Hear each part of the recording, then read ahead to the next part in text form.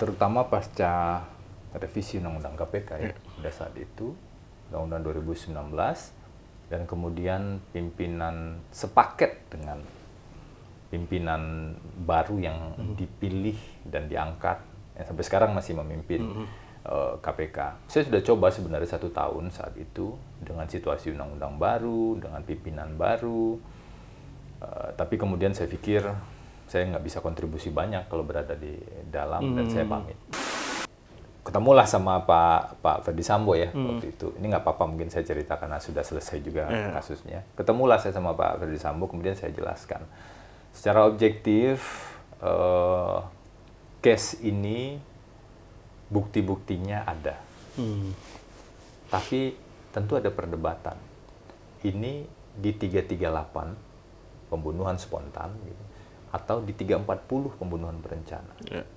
Menurut kami saat itu, dengan berbagai bukti yang ada, mestinya di 338. Terus ditanya, bagaimana dengan Bu Putri? Menurut saya, Bu Putri seharusnya tidak kena.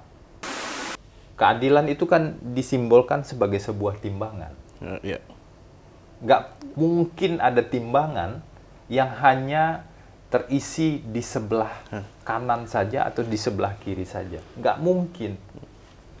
Penyidik, penuntut umum dengan segala kewenangannya yang luar biasa, itu bisa mengisi bagian kanan. Misalnya. Bagian kiri siapa? Bagian kiri ini adalah ada hak-hak tersangka di sana, ada advokat di sana yang mencari titik temu dari proses keseimbangan itu. Nanti hakim yang menentukan. Pak Sarul terakhir sebelum kemudian ditahan itu bilang ke saya, dampingi saya setidaknya memastikan hak-hak saya sebagai tersangka itu terpenuhi.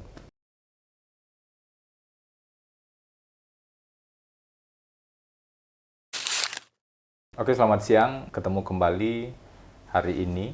Bukan ketemu kembali dengan saya ya, ketemu kembali dengan Diatox-nya dalam sesi ngobrol ringan tentang apa saja. Saya juga nggak tahu pertanyaannya apa saja, tapi nanti kita simak bersama. Saya Febri Diansa, sekarang Managing Partner di Visi Law Office. Siap, Mas Febri. Thank you udah dikasih kesempatan nih buat ngobrol-ngobrol, Mas. Jangan berat-berat pertanyaannya. Padahal Mas enak banget tuh kalau kita bahas yang berat-berat kan, Mas udah terbiasa juga kan dengan berat-berat, Mas. Pertanyaannya boleh berat, jawabannya ringan. Oh, jawabannya ringan. Mas, gimana Mas kabar Mas setelah beberapa minggu ini terlalu terlihat sibuk ngurusin beberapa kasus, Mas? Alhamdulillah sehat. Tidur cukup. Makan Padang enak. Masih ya. Di tengah kasus-kasus yang sedang ini, Mas ya. Pas gue sebelum bahas soal kasus, beberapa kasus yang pengen kita diskusiin gitu ya, gue pengen lihat ke belakang gitu, Mas ya. Seperti kita tahu, Mas adalah dulu aktivis ICW, dan kemudian masuk ke KPK ya, Mas ya. Itu tahun berapa, Mas ya?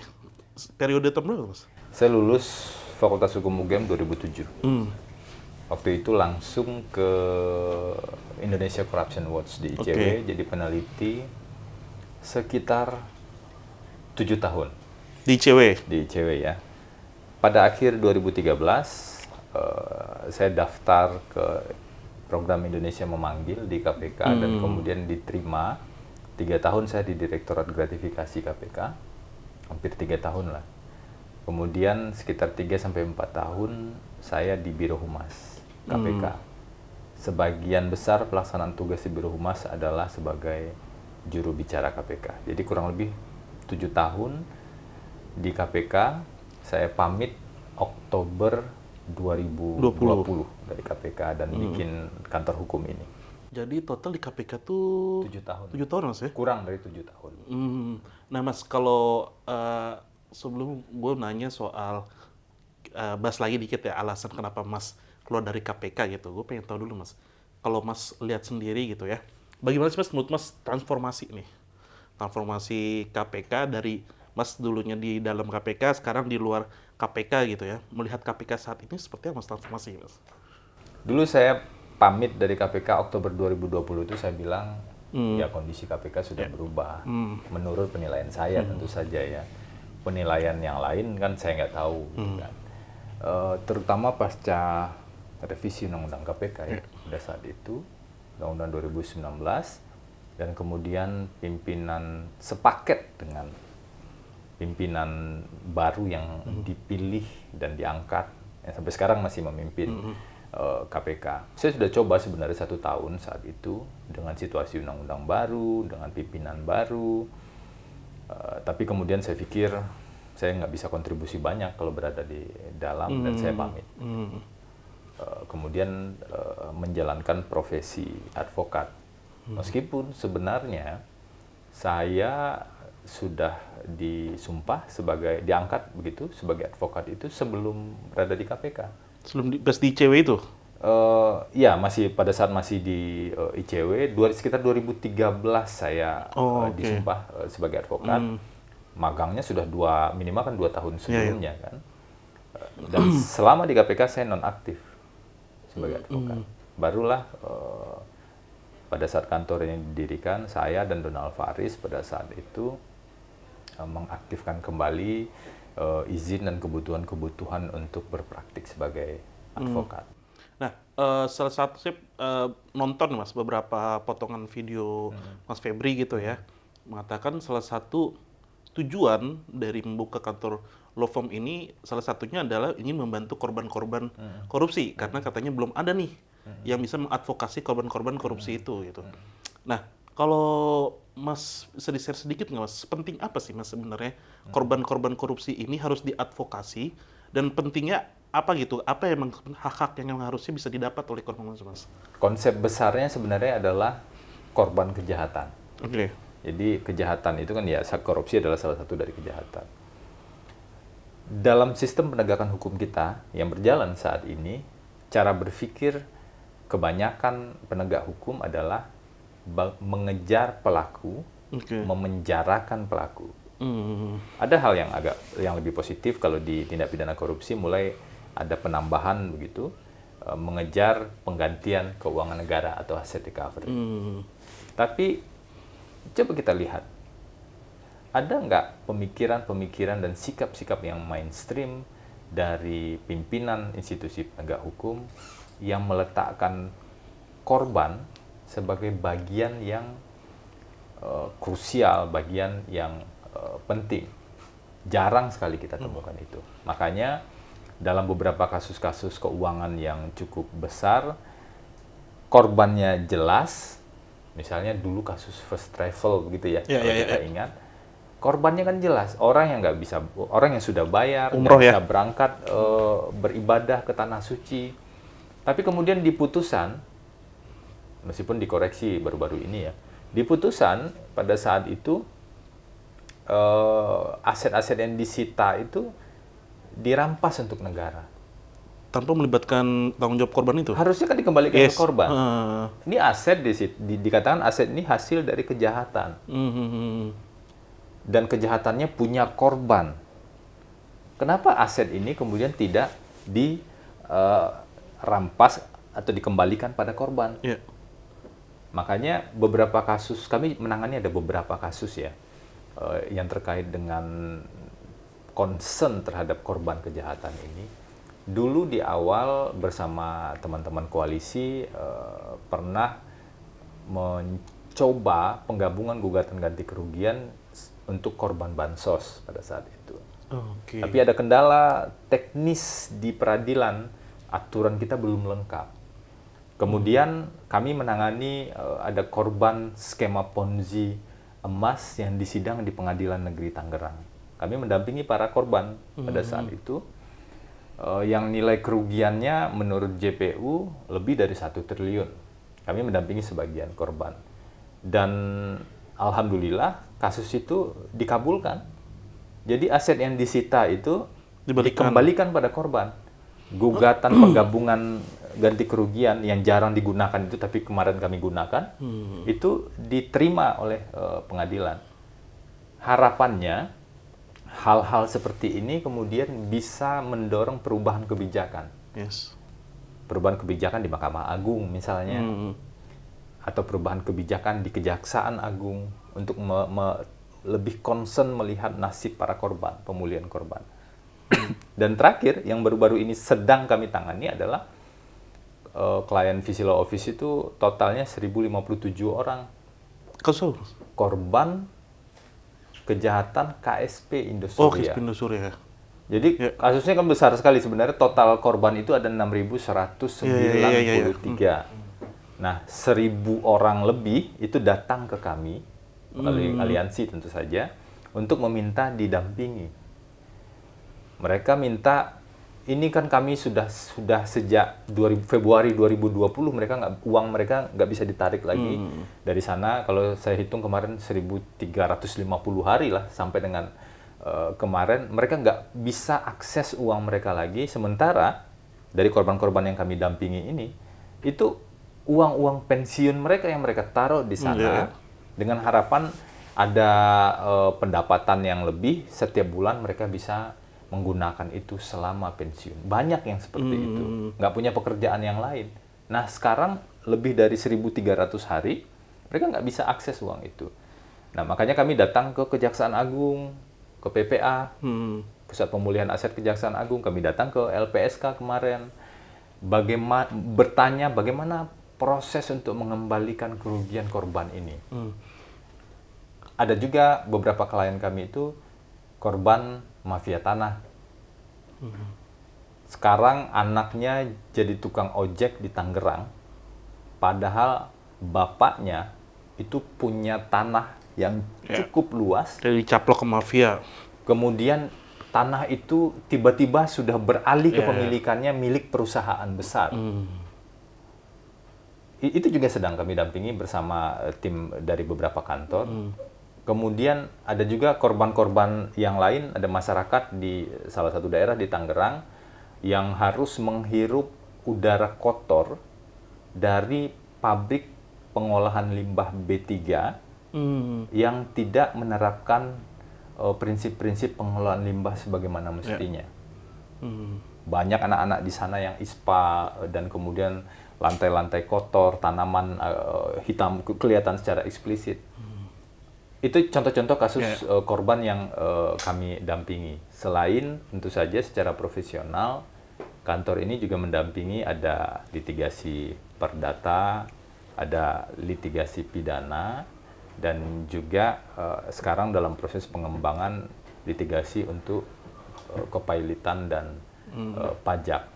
Nah Mas, sebenarnya salah satu peristiwa ataupun momentum orang yang kembali melihat lagi ke Mas Febri itu pada saat momentum Mas memutuskan untuk menjadi pendamping atau lawyernya Ibu Putri. Ibu Putri. Itu kan menjadi sebuah di Rio lah pasti Mas juga aktif juga di Twitter di lini masa. Rio tuh pas itu.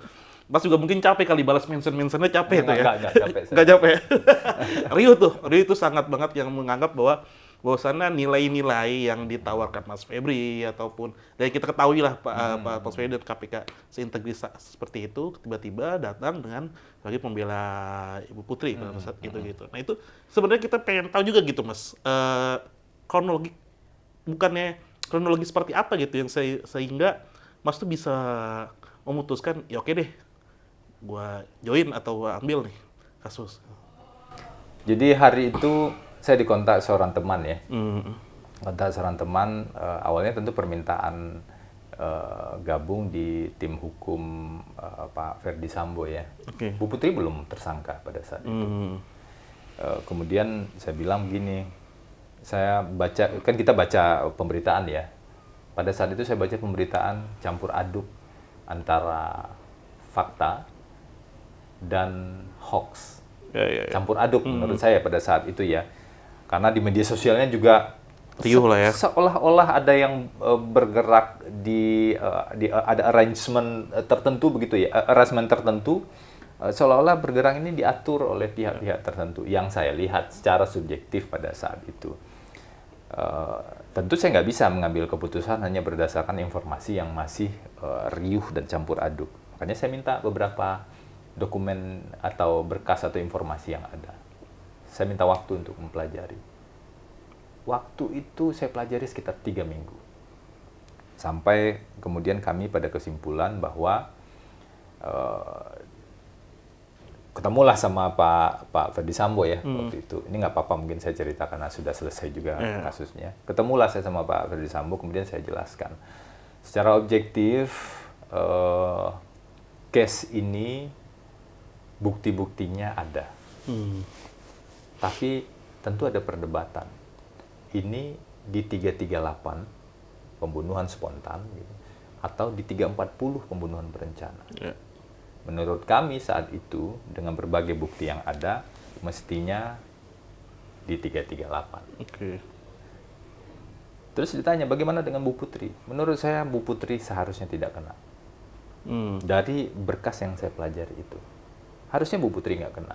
Kalaupun masih ditarik, paling jauh adalah membantu. Jadi cantolannya ke pasal 56 begitu. Kalaupun ditarik begitu ya. Dan kalau membantu itu kan jauh sekali derajatnya dibanding dengan pasal yang sekarang digunakan. Orang pelaku utamanya yang menembak hanya kena 1,5 tahun meskipun ada pertimbangan lain ya. Membantu mestinya bisa jauh lebih rendah dari itu. Itu yang saya sampaikan dan kemudian saya bilang begini, saya bersedia mendampingi Bu Putri. Tapi pendampingan hukum yang kami lakukan itu hanyalah pendampingan hukum secara objektif. Untuk itu pertemuan pertama eksplisit saya sebut objektif dalam artian tentu berdasarkan bukti-bukti yang tersedia ya yang ada, karena penyidikan sudah hampir selesai kan saat itu. Dan Pak Ferdy Sambo bilang ya kami pertimbangkan. Ke Bu Putri juga saya bilang seperti itu pada saat itu, dan akhirnya mereka oke, kita dampingi, saya masuk di tim kuasa hukum Bu Putri Chandrawati, dan saya melihat di sana itu pembelajaran penting bagi saya untuk melihat dari sisi yang mungkin selama ini saya tidak pernah melihat dari sisi itu, dari sisi kebanyakan, dari sisi mainstream. Orang nggak akan bisa berpaling dari gelombang informasi yang bergulir sedemikian rupa. Mungkin ada yang melihat berbeda, tapi nggak berani untuk berbeda. Karena sedemikian luar biasanya kan informasi itu bergulir. Kecampurlah mana fakta, mana hoax, segala macam. Penghakiman sudah terjadi bahkan sebelum persidangan dimulai. Kalau mau jujur ya kita lihat. Nah, tiba-tiba saya seperti merasa berada atau ditempatkan di sisi lain dan saya melihat aspek lain yang menurut saya secara hukum itu perlu diperjuangkan. Makanya waktu itu saya bilang, ayo kita simak baik-baik nih proses persidangan. Bu Putri menurut saya adalah korban. Pada saat itu dari berkas yang kami terima dari proses persidangan, dan sebagai istri saya tidak ingin mengulangi semuanya ya, tapi poin-poin penting sebagai istri dia memang harus ngomong sama suaminya meskipun ada beberapa pertanyaan kenapa tidak visum dan lain-lain, tapi banyak kasus lain juga kan korban kekerasan seksual itu kemudian tidak visum dan tetap bisa diproses. Tapi ini kasus saya lihat kan bukan hanya sekedar bisa dilihat dari kacamata hukum ANSI. Nah, di titik itulah sampai proses persidangan, banding, dan kasasi, kemudian saya menjadi bagian dari tim tersebut. Dan saya secara pribadi, secara profesional juga menjadi jauh lebih yakin mendampingi perkara ini setelah membaca secara lengkap hasil pemeriksaan psikologi forensik pada saat itu. Tapi kan gini Mas, standar atau nilai netizen ya, atau netizen masyarakat ini melihat KPK dulu, dan khusus Mas Febri itu kan udah nilainya itu yang tinggi gitu loh Mas ya. Tinggi ya, kita nggak bisa juga karena pada saat itu emang KPK zamannya Mas gitu ya Mas, dan teman-teman tuh emang ya masyarakat sangat percaya bukan sama institusinya gitu, kan udah sama dengan pegawai ataupun ya peraturan KPK gitu. Kan akhirnya Mas memutuskan untuk betul akhirnya kan nilai dengan masyarakat gitu ya. Nah, Mas sendiri misalnya gitu, kalau saya bertanya sekarang, apakah ada perbedaan cara pandang atau cara hal apapun itu ketika memutuskan itu sampai saat ini efeknya gitu? Masyarakat itu boleh saja berpendapat apapun boleh. Jadi gini, kadang-kadang ketika kita melakukan sesuatu yang kita anggap benar, itu pasti ada yang setuju, pasti ada yang tidak setuju. Mau melakukan sesuatu, ada yang senang, ada yang tidak senang. Jadi nggak bisa menyenangkan semua pihak lah ya? Pasti tidak bisa, pasti tidak bisa menyenangkan semua pihak. Dan saya sadar betul begini. Ini saya sampaikan juga ke teman-teman di kantor. Apapun pilihan itu pasti punya risiko. Apapun pilihan yang paling tidak berisiko pun juga pasti punya risiko. Dan ketika sudah memutuskan untuk memilih itu, harus dijalani. Jangan pernah mundur meskipun menghadapi caci maki yang luar biasa. Wah, mantep banget deh. Tapi jangan pernah terlena juga ketika mendapatkan pujian. Karena ukurannya bukan pujian atau caci maki itu kan. Ukurannya adalah kita sedang jalan di rel yang benar atau tidak, dengan indikator-indikator objektif yang kita miliki gitu kan. Apalagi masuk di dunia lawyer, pengacara sendiri mungkin bagi sebagian orang cara penilaiannya adalah sesuatu yang misalnya ngapain sih bela penjahat segala macam gitu kan. Memutuskan menjadi lawyer saja sudah punya risiko tersendiri, berada di tengah pujian dan caci maki itu gitu kan. Apalagi memutuskan menangani kasus-kasus tertentu gitu kan. Jadi makanya saya waktu itu kalau ada yang marah-marah begitu, yang caci maki, saya cuma jawab. Kebetulan saya waktu itu bisa jawab gitu. Terima kasih begitu kan. Bagi saya mereka peduli. Bagi saya mereka punya harapan harusnya Febri Diansah itu begini. Nah, kan. Itu loh. Tapi ya mohon maaf. Ada nilai lain ya. Mungkin tidak semua harapan itu bisa dipenuhi kan. Dan mungkin juga saya lihat sebagian harusnya kita belajar bahwa nggak usah terlalu berharap dengan manusia. Karena indikator kita kan bisa berbeda dengan indikator yang digunakan orang yang kita harapkan tersebut kan. Soal benar atau salah itu soal lain ya. Tapi indikatornya bisa berbeda. Nah, setelah memegang atau menjadi kuasa hukumnya Ibu Putri, sekarang nih Mas Febri juga menjadi kuasa hukumnya Pak SEL. Sarul ya. Mas Sarul gitu. Nah, saya ini tuh Mas, riset, saya nonton podcast Mas itu narasumber bilang salah satu mendirikan visi ini adalah untuk cari korban dan tidak mau menangani atau mendampingi pelaku korupsi. Nah, ini saya menjadi pertanyaan lanjutan nih. Mengapa Mas sekarang tuh mendampingi Pak Sarul ini? Apa nih? Tadi kan Mbak Putri, Ibu Putri udah kita tahu gitu alasannya. Kalau ini itu bukan korupsi kan? Iya, bukan. Nah, kalau ini korupsi nih, seperti apa?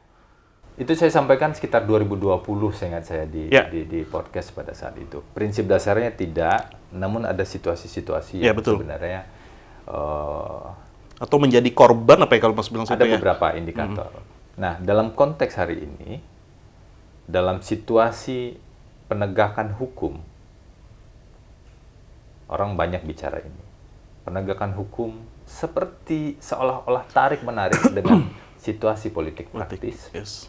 Ketika ada yang berpendapat meriam penegakan hukum ini sedang dihadapkan pada orang-orang atau pihak-pihak yang berseberangan secara politik atau mungkin ada kepentingan bisnis atau kepentingan pribadi, itu saja adalah situasi yang sangat berbahaya, sangat tidak baik dalam kacamata penegakan hukum yang ideal. Kalau analoginya penegakan hukum, apalagi penanganan kasus korupsi ya seperti meriam besar gitu. Kalau orang yang mengarahkan di belakang meriam itu punya kepentingan lain, kepentingan politik kah, kepentingan bisnis kah, kepentingan pribadi kah, inilah yang sebenarnya merusak proses penegakan hukum itu. Mhm. Inilah yang sebenarnya merusak cita-cita pemberantasan korupsi itu. Ya. Lalu hubungannya dengan saya sekarang bukan lagi pengamat. Saya advokat. Sebagai advokat apa yang saya lakukan? Masuk dalam pusaran itu. Masuk dalam proses konkret itu sebagai advokat.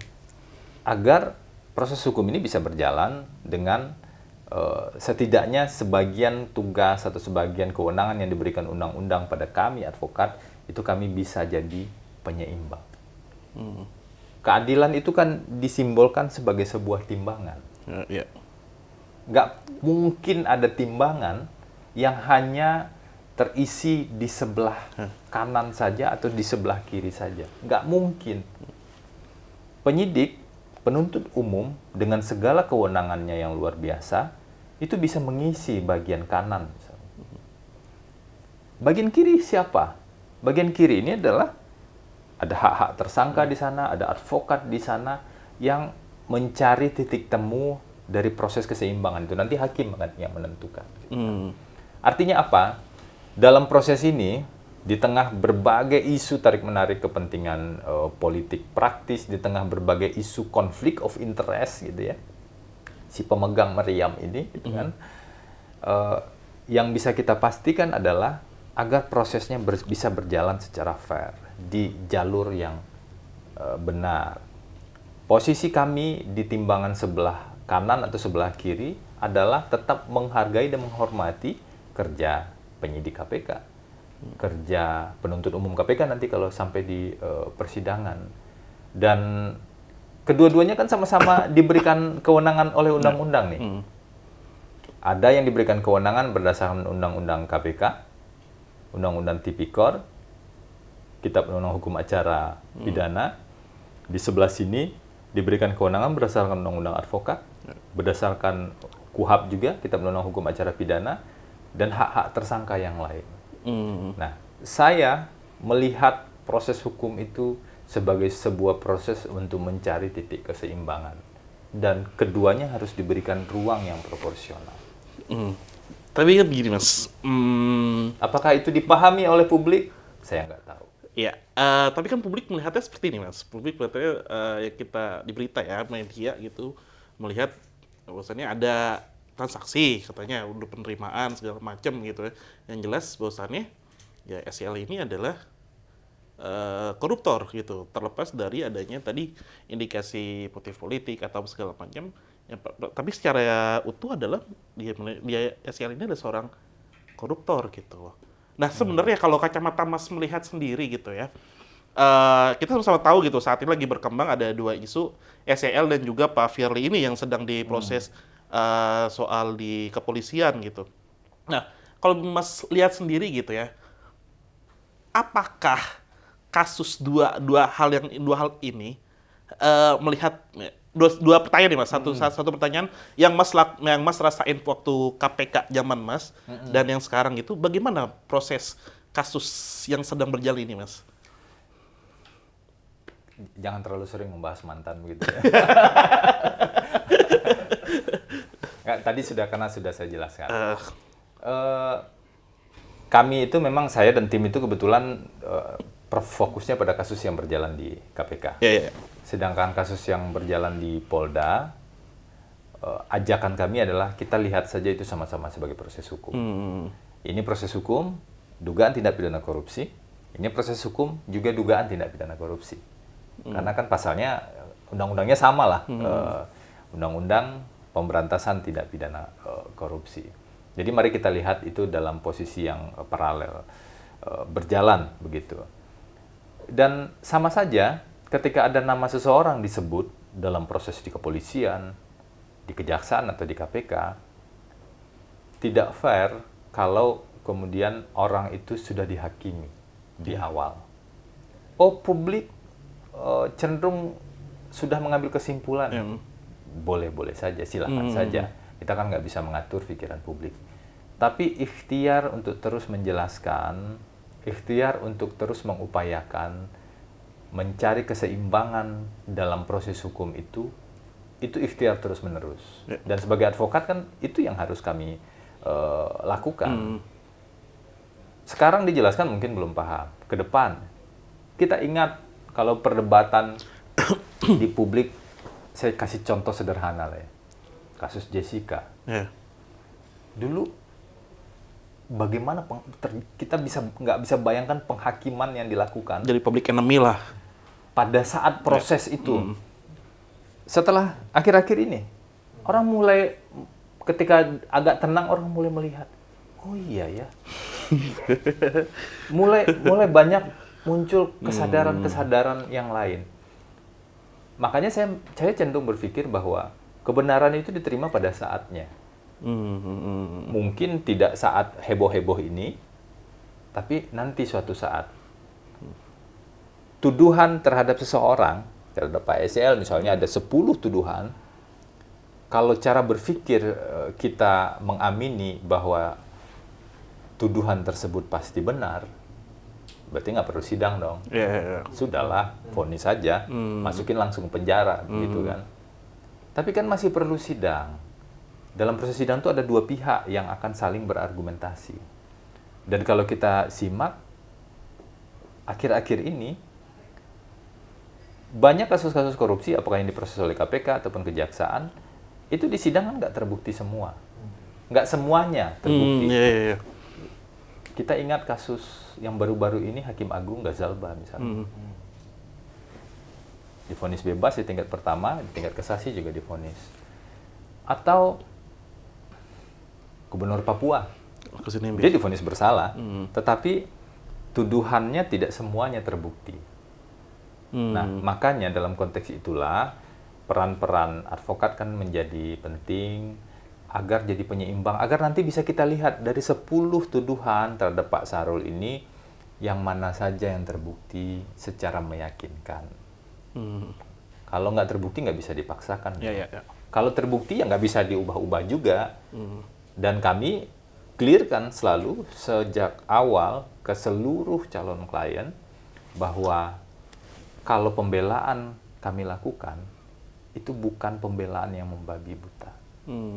Pak Sahrul terakhir sebelum kemudian ditahan itu bilang ke saya, dampingi saya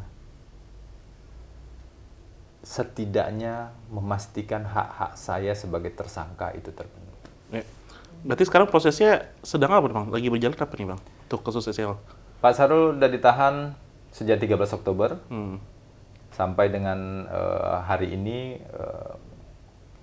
itu ada lebih dari hampir 20 hari lah ya.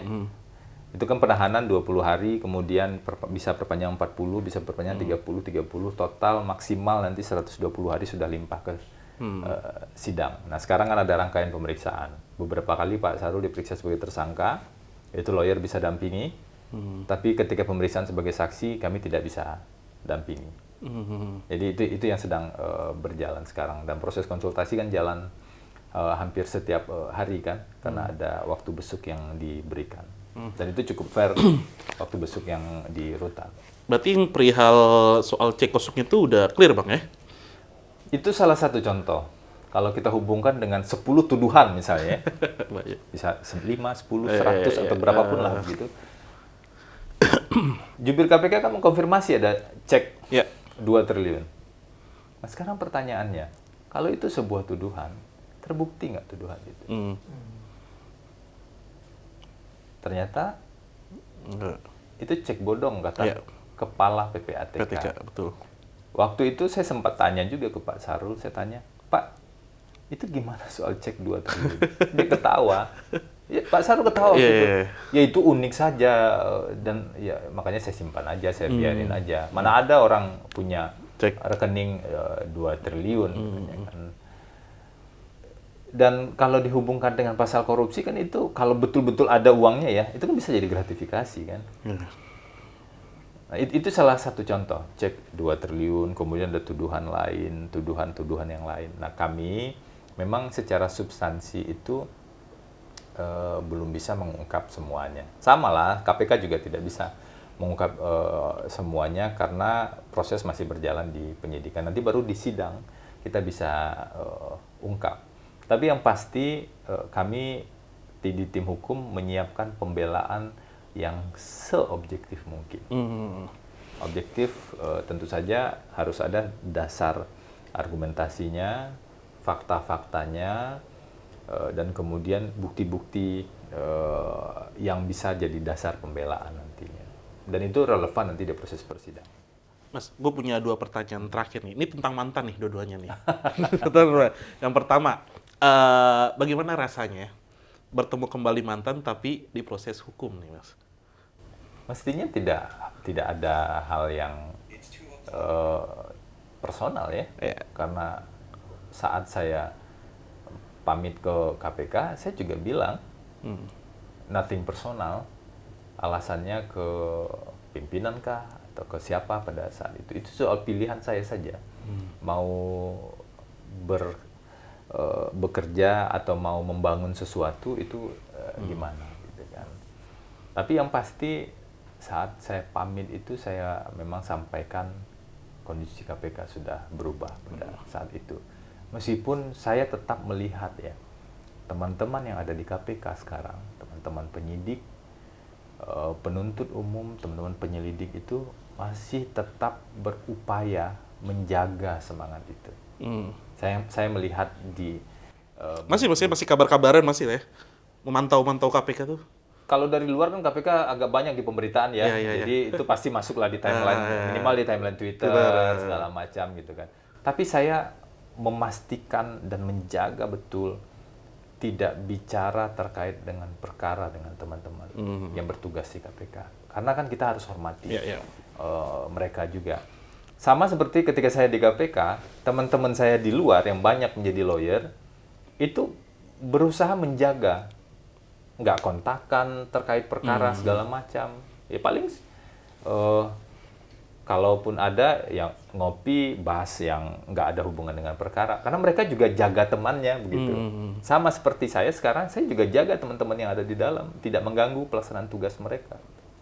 Nah, pertanyaan kedua, Mas, ada nggak kemungkinan, keinginan gitu ya? Ini saya tanya juga ke Pak Mas Novel Baswedan nih, balik lagi KPK.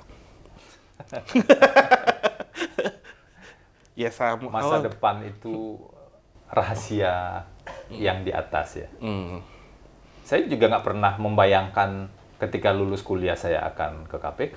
Sama sekali tidak pernah. Saya seperti diantarkan, berada sekian tahun kamu di sini, sekian tahun kamu di sini, sekian tahun kamu di sini. Nah sekarang dalam 3 tahunan terakhir ini sebagai lawyer, saya seperti diletakkan di satu tempat untuk bisa melihat dari sisi yang lain, untuk bisa lebih kaya melihat satu objek dan subjek penegakan hukum itu. Mungkin biar pertimbangannya juga bisa lebih komprehensif dan lain-lain, saya nggak tahu. Setelah ini mau kemana saya nggak tahu. Jadi belum ada keinginan atau apa belum? Atau harapan gitu belum ya? yang pasti biarkan takdir atau? Yang pasti begini, apa yang didapatkan di KPK, prinsip-prinsip dasar soal anti korupsi itu diterapkan dimanapun bekerja. Contoh yang paling sederhana, sebagian mengatakan di dunia lawyer itu ada yang lazim untuk ngasih uang, nggak semua ya, tapi kan kita lihat ada beberapa yang sudah diproses. Tapi banyak juga kan yang menjaga untuk tidak melakukan itu. Nah, kami berupaya semaksimal mungkin untuk tidak melakukan itu dan tidak akan melakukan itu. Bahkan yang sederhana begini, ada satu perkara yang kami tangani karena kami nggak mau ngasih uang rokok. Bahasanya uang rokok kan. Atau tidak memahami kode-kode dari pihak pegawai itu, kami bisa tidak mengakses dokumen putusan itu sampai berbulan-bulan. Tapi nggak apa-apa. Ke klien kami bilang, kami nggak akan lakukan itu ya. Kami nggak akan lakukan ngasih-ngasih uang atau seperti itu. Gitu kan. Kalau percaya dengan substansi dan profesionalitas kami, oke. kami bantu, kami tangani. Tapi kalau minta kami untuk bisa ngurus, ngasih uang, atau menggunakan jalur-jalur belakang dan lain-lain, Jalur cepat. dari awal kami bilang itu, Iya. kami nggak bisa. Berarti nilai-nilai itulah yang masih dipegang ya. Itu harus dipegang, itu harus dipegang. Dan konsekuensinya kehilangan klien pernah juga. Oke. Ada yang akhirnya pergi, ya sudahlah kami nggak jadi, masih it's okay, nggak apa-apa gitu kan. Yang mau deal dengan prinsip-prinsip tersebut, mungkin butuh waktu agak lama, oke, kita bisa jalan juga. Gitu kan. Siap, Mas. Teman-teman ada yang mau nanya?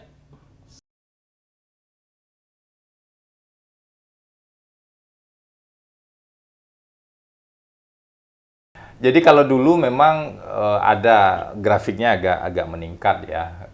Dulu analisanya karena ada kebutuhan dana politik. Kasusnya jelas kan, misalnya suap digunakan untuk kebutuhan dana politik gitu kan. Dulu memang begitu. Nah, dalam konteks kasus Pak SYL ini sebenarnya kita bisa menyimak perbincangan beberapa minggu atau beberapa bulan sebelumnya. Tarik-menarik kepentingan politik praktis, bahkan dikaitkan dengan pilpres begitu, itu kan mengemuka di ruang publik. Tapi kan saya nggak punya kompetensi politik untuk bisa memberikan judgement terhadap hal itu. Meskipun saya menyimak seluruh diskusi itu dan kemudian memutuskan sebagai advokat saya harus masuk dalam rangkaian proses. Gitu kan. Jadi dalam situasi saat ini, menurut saya, ternyata kita tidak bisa hanya melihat dengan kacamata kuda, secara formil saja, ini kasus korupsi, tanpa terlepas dari inilah yang kita lihat. Ternyata tidak bisa, gitu kan. Ternyata dimensinya sangat luas kan, sekarang. Gitu kan. Dan harapannya ke depan, independensi lembaga penegak hukum itu betul-betul menjadi mahkota atau marwah yang betul-betul dijaga. Jadi siapapun yang punya kepentingan politik yang mencoba menggunakan, dia tetap punya peran sebagai apa istilahnya, the guardian yang memang nggak bisa ditarik, nggak bisa digeser segala macam itu. Nggak bisa juga digunakan oleh kepentingan. Kan nggak bisa dibayangkan ya ke depan kalau ada kelompok-kelompok bisnis kan punya perseteruan juga kan. Tiba-tiba dia punya link ke penegak hukum. Dia pakailah penegak hukum atau oknum penegak hukum, hajar lawan bisnisnya biar gue bisa rebut perusahaan itu. Kalau itu terjadi, itu bahaya sekali. Gitu kan. Dan itu merusak, yang saya sebut tadi, itu merusak prinsip dasar dari penegakan hukum itu sendiri. Belum lagi kalau ada kepentingan pribadi di balik itu. Jadi, niat baik memberantas korupsi, jangan sampai dibajak oleh kepentingan-kepentingan yang sama sekali tidak baik tadi. Ada lagi, Jess? Cukup lah ya, udah lapor. Kalau nggak ada lagi, gua dari tadi terakhir mulu. Kalau nggak ada lagi, terima kasih buat Mas Febri udah mau ngobrol-ngobrol di Diatalks. Salamnya kayak komando. Semoga visi Law Firm ini terus maju dan semoga kasus-kasus Mas Febri tetap on the track tadi yang disebutkan Mas ya, nilai-nilainya tetap harus dijaga ya Mas ya. Thank you, sampai jumpa kembali di program Diatalks.